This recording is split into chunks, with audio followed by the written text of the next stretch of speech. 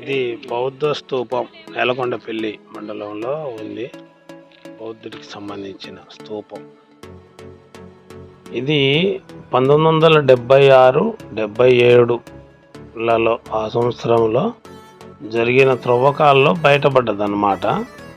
ఇది దాదాపు 2వ-3వ శతాబ్దానికి సంబంధించిన బౌద్ధ స్తూపం అన్నమాట.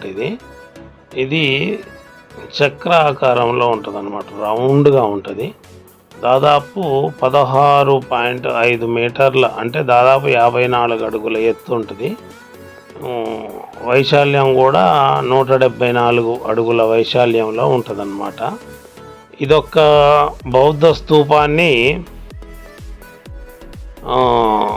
దాదాపు 4వ శతాబ్దంలో అప్పుడు బౌద్ధ భిక్షువులు ఇక్కడ ధ్యానం చేసుకోవడం కోసం ఇక్కడ నిర్మించారని చెప్పని తెలుస్తుంది. ఇది పూర్తిగా ఎర్ర ఇటుకలతోటి నిర్మించబడిన స్తూపము. దీని చుట్టూ కూడా ఇక్కడ పిల్లలు కూడా స్కూల్ పిల్లలు చాలామంది చూడటానికి ఇది ఒక పర్యాటక కేంద్రంగా ఉండటం వల్ల చూడటానికి వస్తూ ఉంటారనమాట.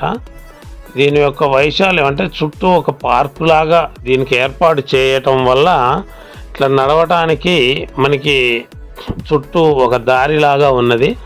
నేను ఆ దారి వెంట పూర్తిగా నడుచుకుంటూ నేను తిరిగి చూస్తాను అన్నమాట. ఇగోండి ఈ చెట్లు ఇటు మొత్తం ఇవి ఉన్నాయి. ఇక్కడ నడుచుకుంటూ వెళ్ళటం కోసం ఇక్కడ ఇలా ఏర్పాటు చేశారు. దీన్ని 1976 అంటే దాదాపు 50 సంవత్సరాల క్రితం జరిగిన త్రవ్వకాలలో ఇది బయటపడింది అన్నమాట. దీన్ని గురించి పురావస్తు శాఖ వాళ్ళు పరిశోధన చేస్తే ఇది 3వ శతాబ్దానికి సంబంధించిన బౌద్ధ స్తూపంగా దీన్ని నిర్ధారణ చేయడం జరిగింది. ఈ బౌద్ధ స్తూపం బౌద్ధ భిక్షకులు ఇక్కడ వచ్చి ధ్యానం చేసుకునేవారని చెప్పని మనకి తెలియటం జరిగింది. దీని గురించి కూడా మనకి ఈ ఆన్లైన్లో ఒకటి దొరుకుతుంది, ప్లస్ పురావస్తు శాఖ వారి ఆధ్వర్యంలో కూడా దీనికి సంబంధించిన పూర్తి వివరాలు తెలుస్తాయి అన్నమాట.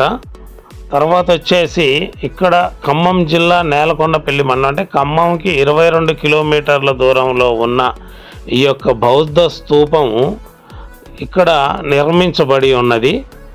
దీని యొక్క వైశాల్యము 174 అడుగుల వైశాల్యంలో 16.5 మీటర్ల ఎత్తులో ఉన్నది. దీనిని ఒక పార్కు లాగా తయారు చేసి ఇక్కడ స్థానిక పర్యాటకులు పిల్లలు ఎవరైనా వచ్చి ఇక్కడ చూడటం కోసం దీన్ని ఏర్పాటు చేయడం జరిగింది. అంటే 3వ శతాబ్దంది ఇప్పటి వరకు ఉండటం అంటే చాలా గొప్ప.